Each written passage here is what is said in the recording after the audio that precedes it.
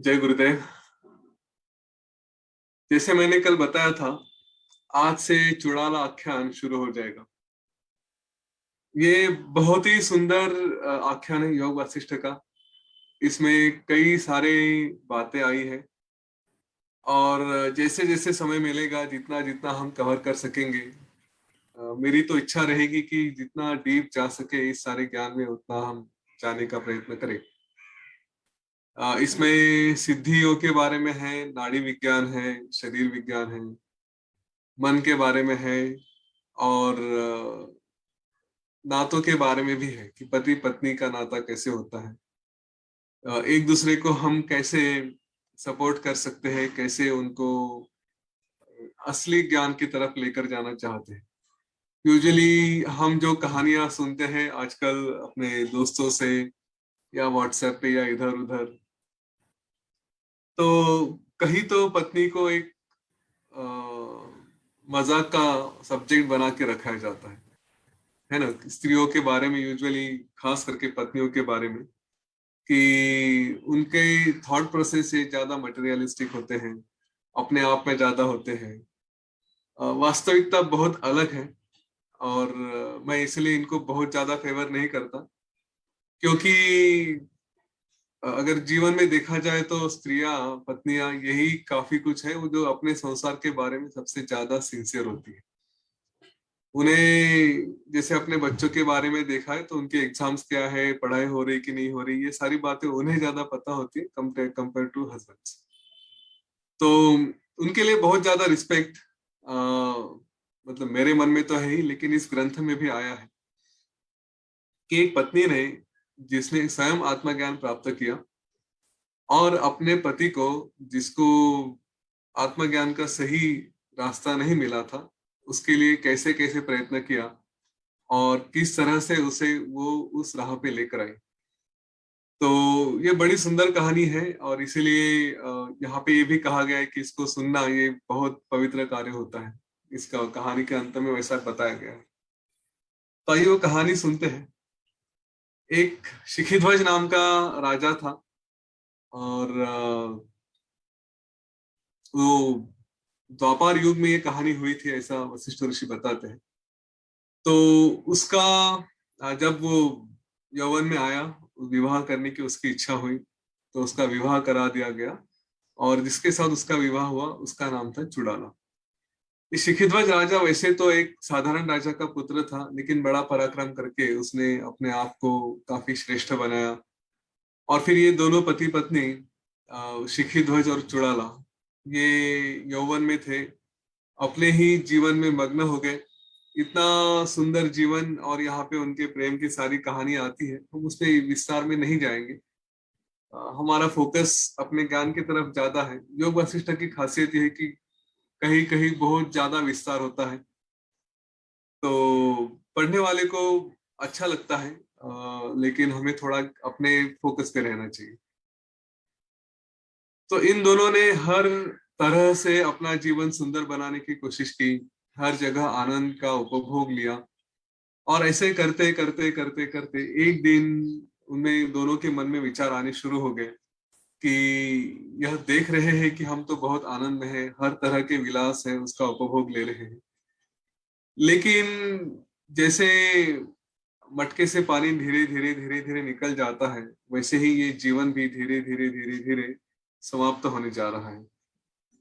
तो इसलिए हमें थोड़ा और भी विचार करना पड़ेगा कि इस जीवन में आगे क्या हो सकता है और जो भी होगा उसको हम किस तरह से संभालें।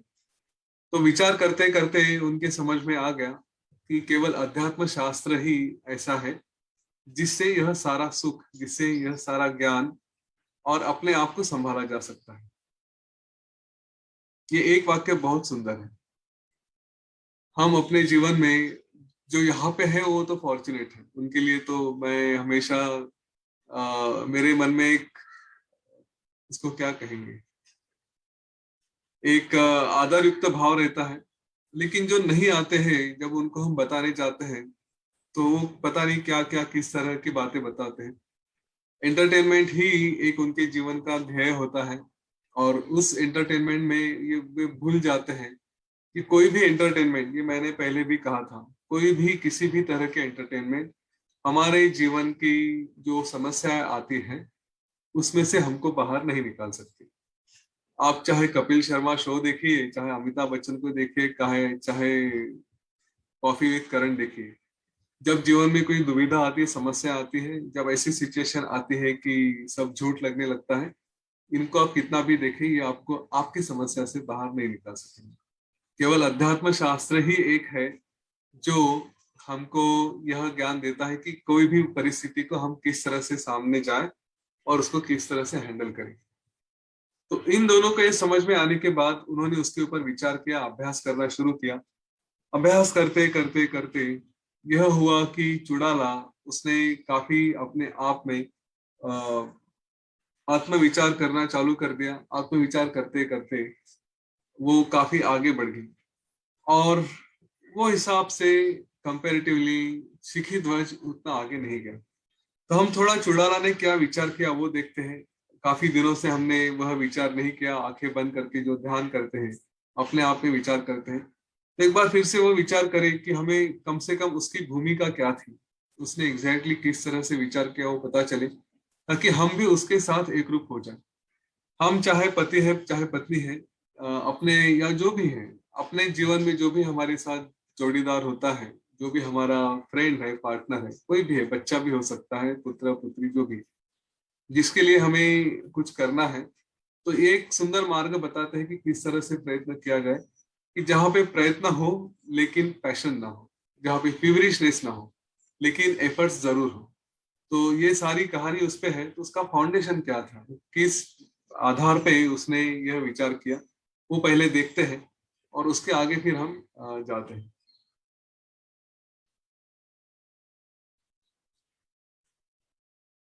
तो आइए हम चुड़ाला का विचार पहले कर लेते हैं। चुड़ाला ने क्या विचार किया था, थोड़ा आत्मज्ञान का जो उसका विचार था उसके ऊपर हम भी थोड़ा विचार कर लेते हैं। ठीक है, तो आंखें बंद कर लेते हैं और इस बात पे चलते हैं थोड़ा।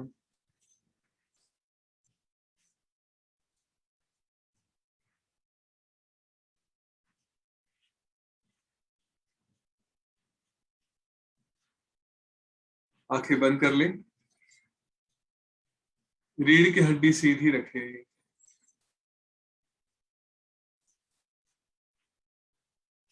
एक प्रसन्न भाव हो,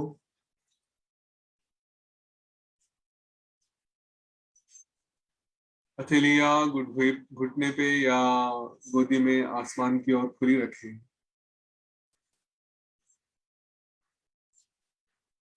सारा ध्यान अपने सांस पे ले आए, अपनी सांस की गति को देखें, उसकी गहराई को देखें,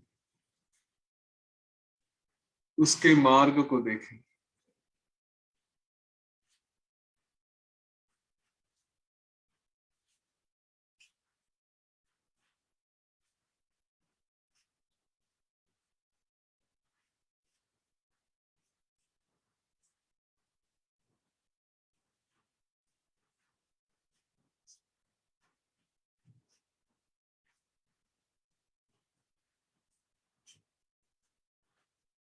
अपने गुरु का स्मरण करें,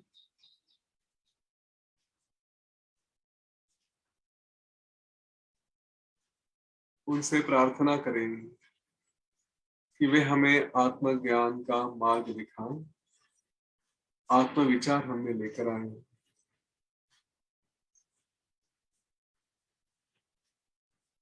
भगवान श्री गणेश से भी प्रार्थना करें कि हमारे इन मार्गों पे कोई बाधा ना आए।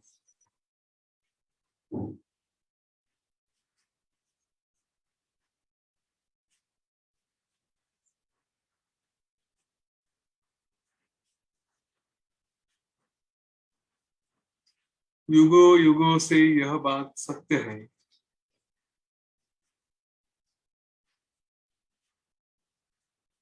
कि आनंद केवल आत्मविचार से ही मिल सकता है। शाश्वत आनंद जो कभी नहीं टूटेगा,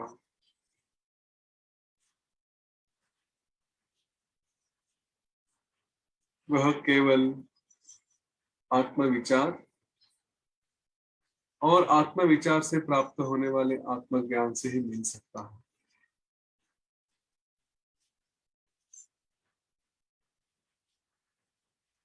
वह आत्मविचार हम करें,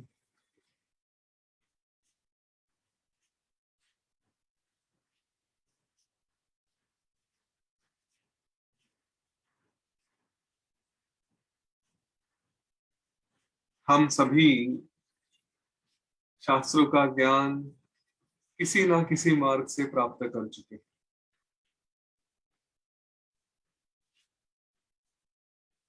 चाहे वो कोई कोर्सेस हो, चाहे वो कोई सत्र हो,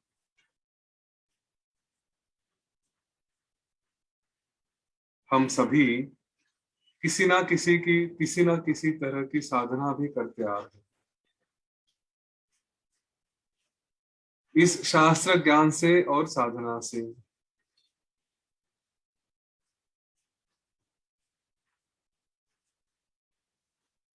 हमारी बुद्धि शुद्ध हो चुकी है,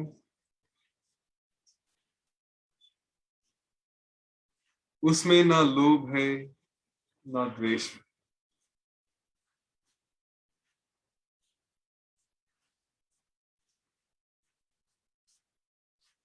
तो इस बुद्धि के सहायता से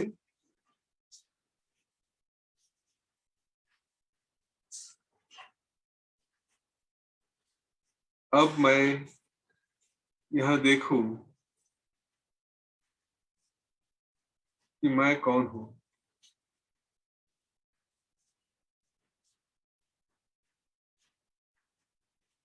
वो कौन है जो इस शरीर को, इन इंद्रियों को चेतना देता है।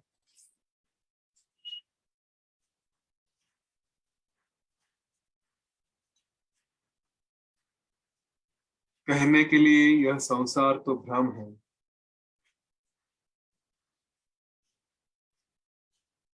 तो ये कहां से आया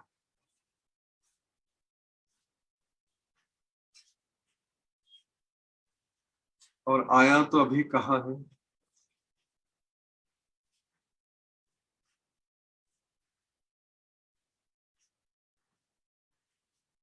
क्या मैं देह हूं, शरीर हूं?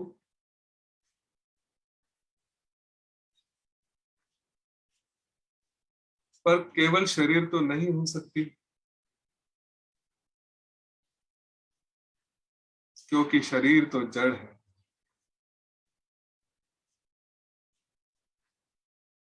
अगर प्राण नहीं रहे, चेतना नहीं रही, तो यह शरीर अपना स्वयं का अनुभव भी नहीं ले सकता।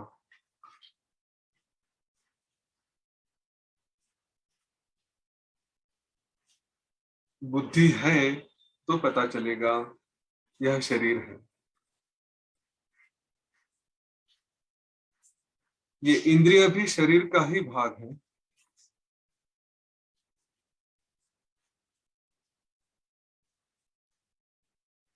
यह इंद्रिय, सेंसेस, ये भी कहाँ स्वयं चेतन है।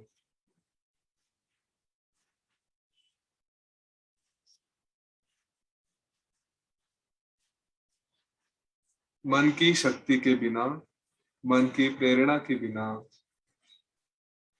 यह इंद्रिय कुछ नहीं कर सकते।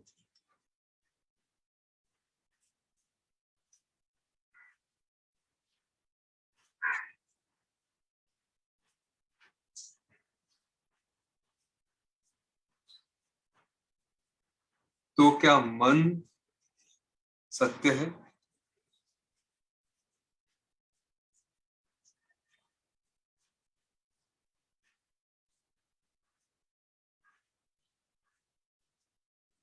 मन भी असत्य ही है,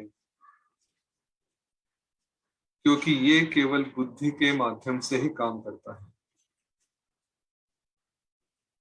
जैसे बुद्धि होगी वैसा ही मन होगा।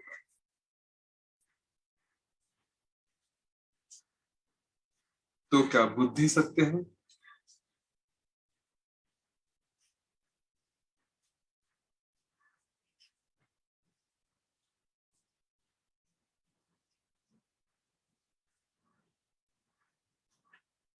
यह बुद्धि भी अपने आप से कार्य नहीं कर सकती।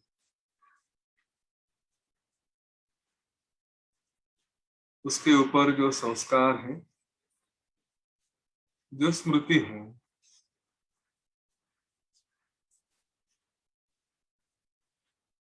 जो अनुभव है,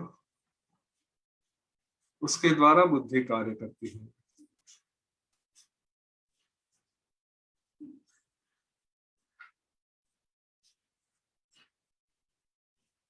तो ये अनुभव, ये संस्कार,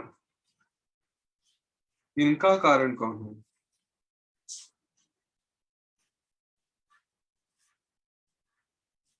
यह बुद्धि संस्कार, ये तो अहंकार की वजह से।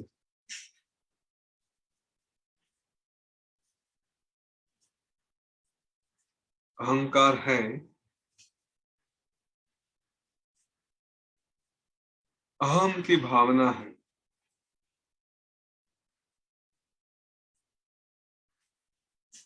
वहीं से अहम के संस्कार, अहम की बुद्धि आती है।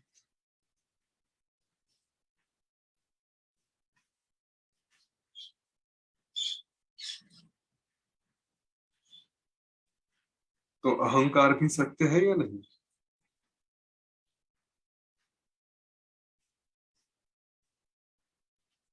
यह अहंकार भी निस्सार है, जिसमें कुछ नहीं।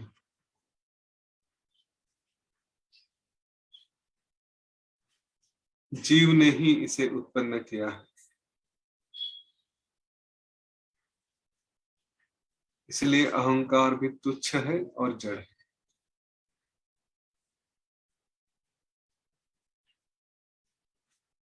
तो यह जीव क्या है?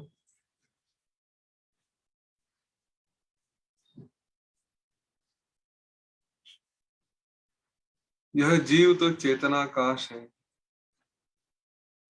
प्राणमय है।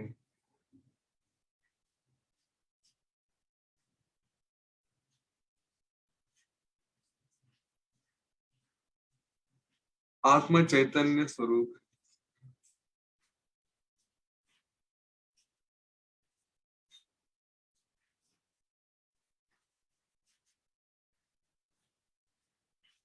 परंतु दृश्यों में फंसने की वजह से यह आत्म शक्ति को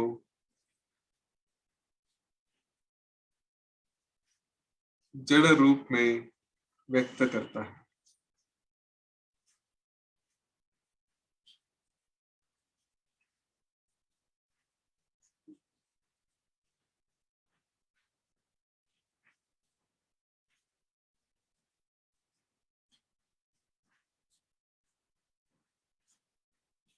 वही आत्म शक्ति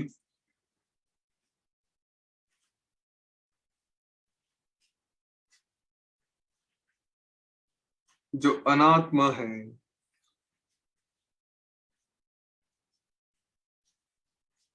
ऐसे पदार्थों से संपर्क में आकर अपना तेजस्वी रूप छोड़कर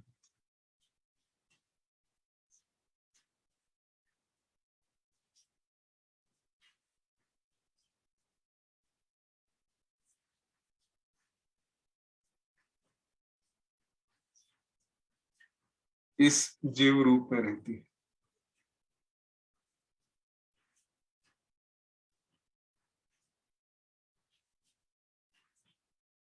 इस तरह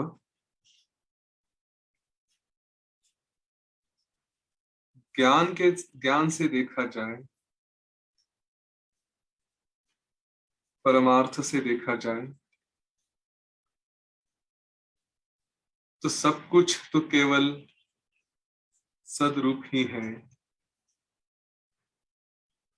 चेतन है, ब्रह्मन है। फिर भी अज्ञान से लिप्त होने के कारण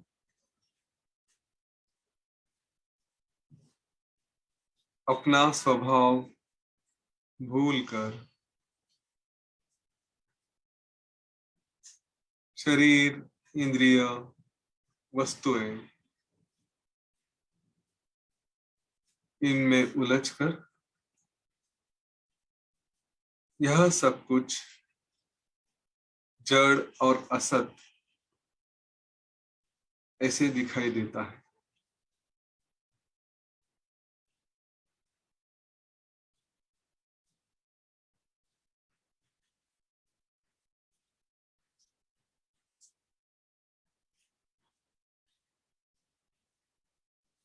परंतु यह मूल स्वरूप अगर जगाया तो यह दृश्य रूप भ्रम दूर हो जाएगा।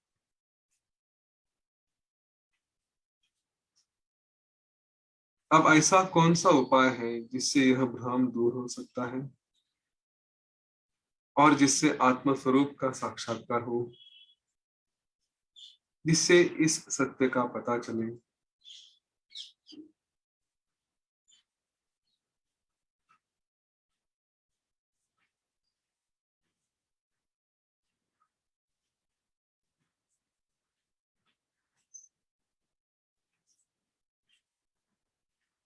अभी तक मैंने जो अभ्यास किया है और जो आगे करता रहूंगा या करती रहूंगी, जिसमें बार बार यह समझ रहा है कि यह दृश्य केवल भ्रम है,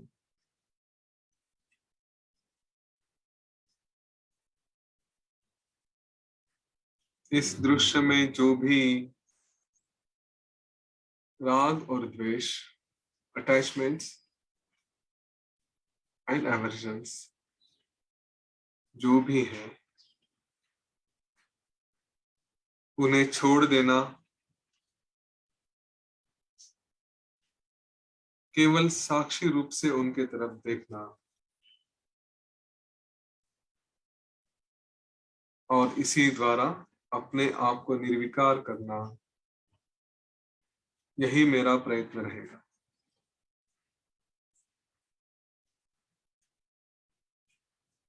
इसी से आत्म साक्षात्कार हो जाएगा।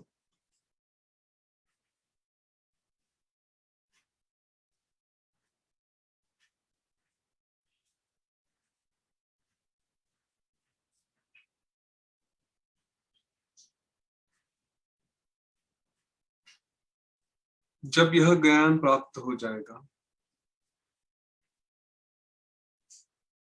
और अभी जितना प्राप्त हुआ है,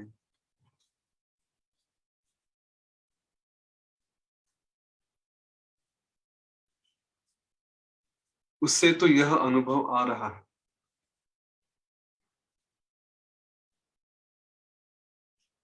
कि अब मैं कभी भी परमार्थ से दूर नहीं रहूंगा।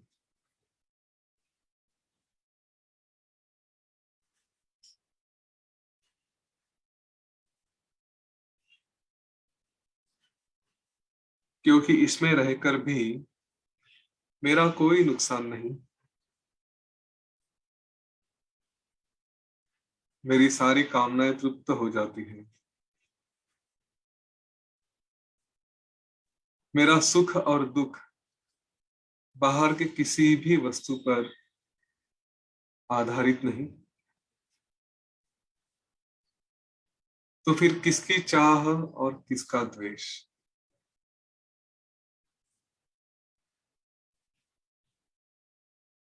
अन्य विषयों के विचार छोड़कर मैं इसी आत्मा में रहूंगी या रहूंगा।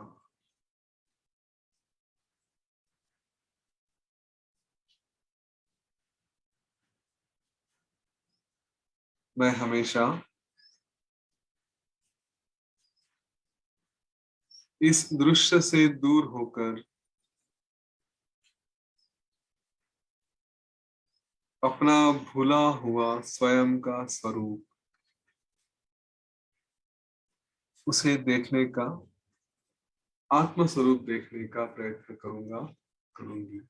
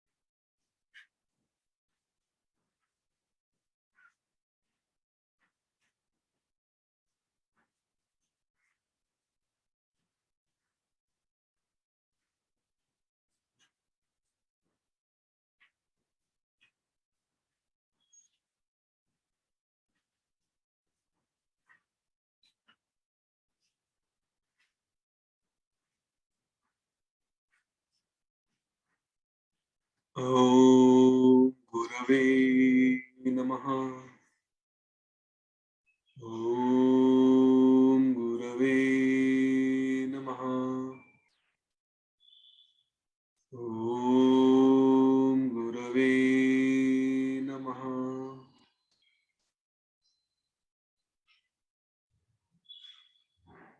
ॐ शान्ति शान्ति शान्ति।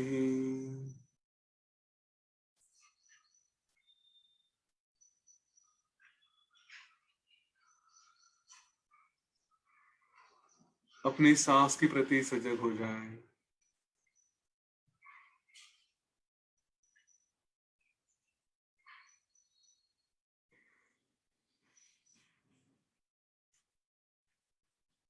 एक लंबी गहरी सांस लें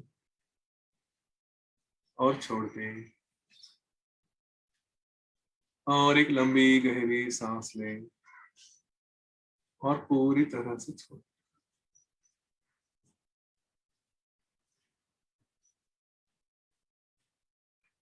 धीरे धीरे शरीर और वातावरण के प्रति सजग होते हुए अपनी आंखें खोल सकते हैं।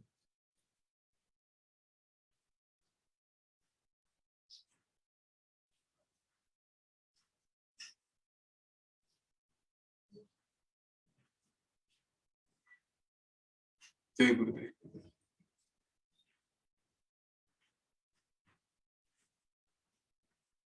तो इस तरह से चुड़ैल ने आत्म साक्षात्कार प्राप्त कर लिया, आत्म साक्षात्कार उसको हो गया।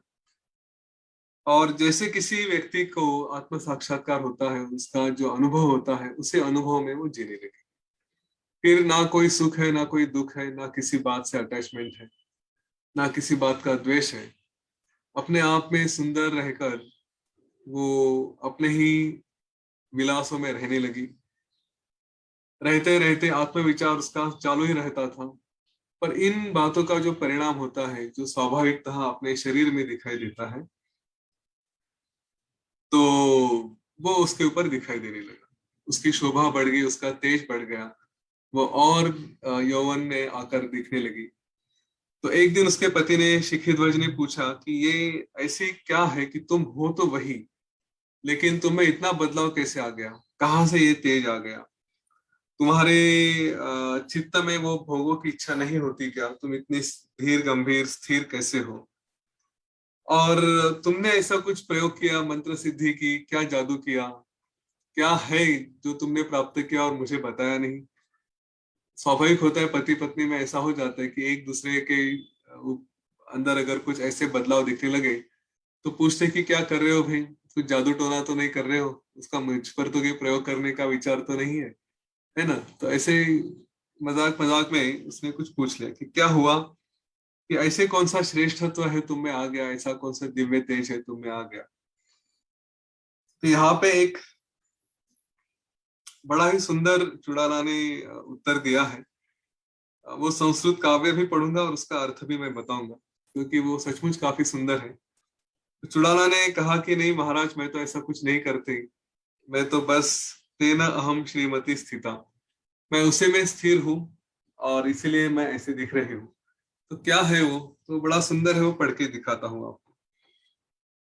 उसने कहा, इदम सर्वम परित्यज्य सर्वम अन्यत मया आश्रितम, यत् तत् सत्यम असत्यम च तेनास्मि श्रीमती स्थिता, यत् किंचित यत् न किंचित च तत् जानामि व्यवस्थितम, तत् तत् जानामि यथा स्थितम, यथा उदयम यथा नाशम तेनास्मि श्रीमती स्थिता, भोगैः अभुक्तैः तुष्यामि भुक्तैः इव सुदुर्गैः, न न हृष्यामि न कुप्यामि तेनास्मि श्रीमती स्थिता, एका एव आकाश संकाशे केवले हृदयस्मे, न स्मे राजलीलासु तेनास्मि श्रीमती स्थिता, आत्मनि एव हि तिष्ठमि हि आसन उद्यान सत्मसु, न भोगेषु न लज्जासु तेन अहं श्रीमती स्थिता, जगतां प्रभुः एव अस्मि न किंचिन्मात्र रूपिणी, इति आत्मनि एव तुष्यामि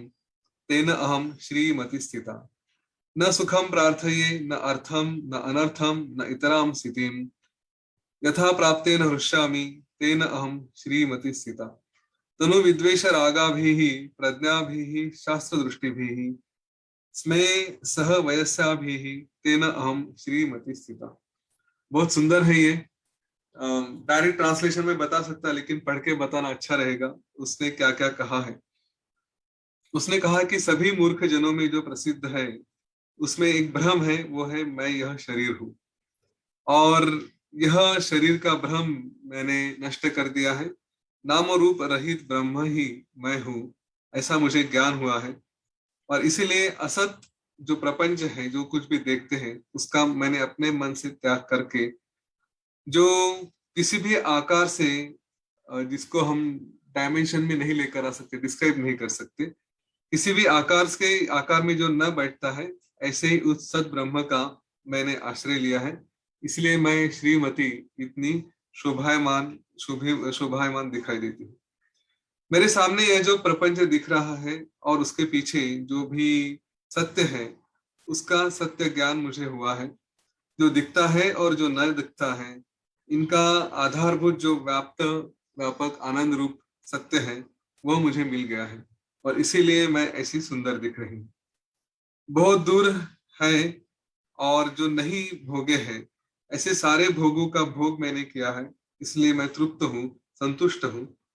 मुझे जो भी चाहिए या नहीं चाहिए, जो भी इष्ट अनिष्ट है, वो प्राप्त होने के बाद भी मुझे कोई दुख भी नहीं होता और ना कुछ आनंद है। इसलिए मैं इतनी शोभायमान हूँ। महाराज, मैं अकेले ही अपने ही हृदय में जो आकाश है, उसी में जो ब्रह्म है, उसी में मैं रह जाती हूँ। मुझे ये राजविलास में कुछ आनंद नहीं आता। इस शरीर से मैं कहीं पर भी जाती हूँ, चाहे आसन पे हो, उद्यान में हो, या कहीं पर भी हो, फिर भी मैं अपने आप में स्थित रहती हूँ।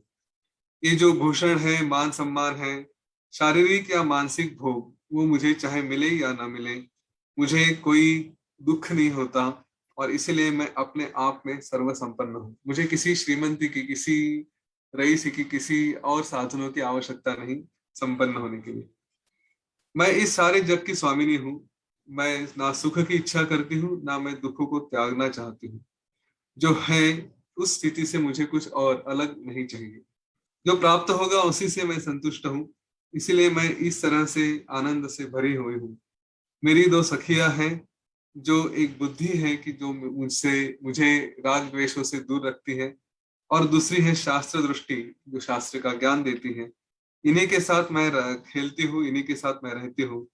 मुझे और किसी बाहर की सखियों की कोई आवश्यकता नहीं। हे नाथ, इस जग में जो आंखों से देखा जाता है, जो इंद्रियों से अनुभव किया जाता है, जो चित्त से, मन से जिसका विचार किया जाता है, चिंतन किया जाता है, वो सचमुच कुछ भी सत्य नहीं। इसीलिए यह जो इंद्रिय है और जो अपने मन का विषय है, जो निर्विषय है, जो निर्विकल्प आत्म तत्व है, उसी को मैं अपने इंद्रियों को उसमें ही अंतर्मुख हो जाकर उन्हीं को देखने का प्रयत्न करती हूँ। मैं उसी तत्व को देखना चाहती हूँ जो दिख नहीं रहा। सर्वत्र हर जगह मुझे वही तत्व अनुभव में आता है, उसी में मैं रहती हूँ, और इसीलिए उसका आविष्कार आपको मुझ में दिखाई देता है। यह बार बार पढ़े। यही एक मन की अवस्था होती है जिसमें हम रहना चाहते हैं। उसने राजविलास की बात की होगी, भोगों की बात की होगी, लेकिन हमारे विचार इनसे अलग होकर अपने आप में, हमारे जीवन में जो भी भोग है, जो भी विचार है जिसमें हम फंसना चाहते हैं, फंस जाते हैं। फंसना क्या चाहते हैं, फंस जाते हैं। तो उसी से अपने आप को दूर उसने रखा। और किसके माध्यम से रखा? तो उसने वो दो सखियां कही हैं, जिसमें एक सात्विक बुद्धि है और दूसरा है आत्मविचार या शास्त्र दृष्टि। थोड़ी देर पहले सत्संग की बात हो रही थी। सत्संग का अर्थ ही वही है, सत्य के साथ रहना। ठीक है। दूसरा अर्थ होता है, हम लोगों में मटेरियल लाइफ में जाकर देखते हैं, तो वो हमारा दूसरा अर्थ होता है। पर बात यही है कि किसका मार्ग अपनाया, किस पे हमने ध्यान दिया, किसके साथ रहने का प्रयत्न किया, वही हमारे जीवन में ये आत्मज्ञान लेकर आते हैं। तो उसने जब ऐसा कहा कि मैं ये करती हूँ, तो राजा को तो यह सारी दृष्टि नहीं थी, वो हंस दिया। उसने कहा कि हे बालिके, लगता है तुम्हें कुछ भ्रम हुआ है, तुम्हें कुछ अ, पागलपन आ गया है कि तुम इस तरह की बातें कर रही हो। तुम कह रही हो कि जो दिखता है वो तुम्हें नहीं दिखता है, और जो नहीं दिखता है वो तुम देखना चाहती हो, उसी में रहती हो। तुम कहती हो कि ये सारे राजविलास के सुख हैं, इनमें तुम्हें सुख नहीं मिलता, लेकिन जो कहीं दिख नहीं रहा उसमें रहकर तुम सुख प्राप्त करती हो। मुझे तो लग रहा है कि तुम्हें कुछ भ्रम हो गया है, तुम्हारे मन पे कुछ तो गड़बड़ हो गई है। तो मेरे बात मानो, ये सब छोड़ दो, और ये जो भी विलास है, ये जो भी भोग है, इसमें रहो, मेरे साथ तुम रममाण हो जाओ। ये इन झूठी बातों में जो दिख नहीं रहा उसमें देखना वगैरह ऐसी बातें तो कोई केवल भ्रमिष्ठ ही कर सकता है, पागल ही कर सकता है। तो तुम ये सब छोड़ो। ऐसा कहकर वो चला गया। चुड़ाला को थोड़ा दुख हुआ। उसने कहा कि राजा को अभी आत्मज्ञान की प्राप्ति नहीं हुई है, वो आत्मविचार भी नहीं करता है, पर किसी के पीछे ज्यादा लगने में अर्थ भी नहीं होता। तो उसने वो थोड़ा छोड़ दिया कि जब होगा तब होगा, और यह कह सोचकर वो अपने आप में अपनी दुनिया में रहने लगी।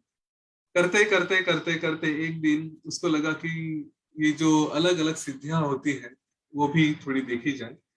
तो उसने एक दिन ऐसे ही सब कुछ छोड़ के बाहर चली गई। जब एकांत मिला, और वहां पे एक जगह रह के उसने योग शास्त्र में जो जो भी बातें बताई गई है उसका उपाय देखकर अलग अलग सिद्धियां उसने प्राप्त कर ली। इन अलग सिद्धियों में जैसे आकाश गमन की सिद्धि थी कि वो अपने आप से आकाश में कहीं पर भी जा सकती थी। तो ऐसी करीब 8 सिद्धियां, 8 मुख्य सिद्धियां योग शास्त्र में कही गई है। हम उनको थोड़ा सुन लेते हैं, और उसके बारे में फिर ये सिद्धि विज्ञान क्या होता है, कैसी ये सिद्धियां प्राप्त की जाती है, इसके बारे में थोड़ा सा विचार कल करेंगे। उसके साथ ही नाड़ी विज्ञान भी आता है कि हमारे शरीर में कौन सी नाड़ियां हैं, कैसे काम करती हैं, उनके द्वारा हमारे प्राण कैसे काम करते हैं। उसके ऊपर फिर शरीर विज्ञान भी होता है कि यह नाड़ियों के द्वारा हमारा मन, हमारी भावनाएं, वो हमारे शरीर पे किस तरह से परिणाम करती है, किस तरह से आधि व्याधि, मतलब रोग, शारीरिक रोग और मानसिक रोग ये लेकर आती है, और इनसे फिर किस तरह से हमारे प्राण ही हमको बचा सकते हैं। तो पहले वो 8 सिद्धियों के बारे में थोड़ा सुन लेते हैं। तो 8 सिद्धियां जो मुख्य सिद्धियां हैं उनमें है अणिमा, जिसमें हम अ, सूक्ष्मतर हो सकते हैं। हनुमान जी के पास मेरे ख्याल से ये सारी सिद्धियां थी कि जो अणु से लेके ब्रह्मांड तक जितना बड़ा हो सकते थे, तो अणु रूप हो सकते हैं, एकदम सूक्ष्म रूप धारण कर सकते हैं। दूसरी है महिमा। महिमा में हम बड़े से बड़ा आकार धारण कर सकते हैं। फिर है गरिमा। गरिमा में हम जिसमें एकदम वजनदार हो सकते हैं, अपना वजन काफी बढ़ाया जा सकता है, पृथ्वी जैसा वजन पूरा हम कर सकते हैं। तो वो तीसरी है गरिमा। चौथी सिद्धि कही गई है कि लघिमा, जिसमें हम अपने आप को एकदम हल्का बनाकर, लघु रूप बनाकर, कप जो कॉटन है उसके जैसा, और फिर कहीं पे भी उड़ा जा सकता है, इतना हल्का हो सकता है, कहीं पे भी जा सकते हैं। पांचवी है प्राप्ति, कि हमें जो चाहिए वो हम कुछ भी प्राप्त कर सकते हैं। छठवीं है प्राप्तव्य, जिसमें हमें जो भी प्राकम्य, जिसमें हमें अपने अपने जो भी उसको क्या कहेंगे, प्राप्त करना है, मतलब मुझे ये करना है, मुझे वो करना है, जो एक्शन करनी है वो सब कर सकते हैं। जैसे पानी के ऊपर चलना हो सकता है, पानी के नीचे रहना हो सकता है, या फिर इवन दूसरे किसी के शरीर में भी जाकर हम रह सकते हैं। सातवीं है ईशित्व। ईशित्व में मतलब हम भगवान का भी रूप ले सकते हैं। जिस विषय में, जिस बात पे हमें पूरा कंट्रोल चाहिए, उसका हम कंट्रोल ले सकते हैं, उसके ऊपर हम वो भगवान का रूप लेके उतनी शक्ति हम पा सकते हैं। और इसमें फिर अपने शरीर से अपने आत्मा को भी अपने आप से अलग करने की शक्ति आ जाती है। इसमें हम जो भी नियति के ये है, नेचर के जो नियम है, उनमें भी हम अपने आप में उस पर विजय पा सकते हैं। और आठवीं है वशित्व। वशीकरण जिसको कहा जाता है, यह वशित्व मतलब हम सारे जो पंच महाभूत है उनके ऊपर हम नियंत्रण पा सकते हैं। इसके माध्यम से हम जो भी इस सृष्टि में है उस पे हम नियंत्रण पा सकते हैं, उसी के ऊपर हम विजय प्राप्त कर सकते हैं। तो ये 8 मुख्य सिद्धियां हैं। इसके बारे में उसने सिद्धि प्राप्त कर ली और फिर इन सिद्धियों का उपयोग करके वो जीवन में जो कुछ भी चाहिए वो सब कुछ कर सकती थी। कहाँ पर भी, जहां पर जाना है, जिससे भी बातें करनी है, वो सारा उसने प्राप्त कर लिया। तो उसके बारे में हम थोड़ा कल देखेंगे। श्री राम जी पूछते हैं कि ये सिद्धि कैसे प्राप्त हुई, उससे क्या क्या हो सकता है, उसके बारे में जो विचार है हम वो कल करेंगे। आज हम यहाँ पे रुकते हैं। ये थोड़ा हम आज विचार अवश्य करें जो चुड़ाला ने किया था, इस तरह का विचार हमने एक तो किया, लेकिन थोड़ा उसके ऊपर दिन भर में मनन भी करें। और अगर हो सकता है हम अगर कहीं पे फंस रहे तो देखें कि कहाँ फंस रहे करके। यहाँ पे रुकेंगे और फिर कल मिलते हैं फिर से। जय गुरुदेव।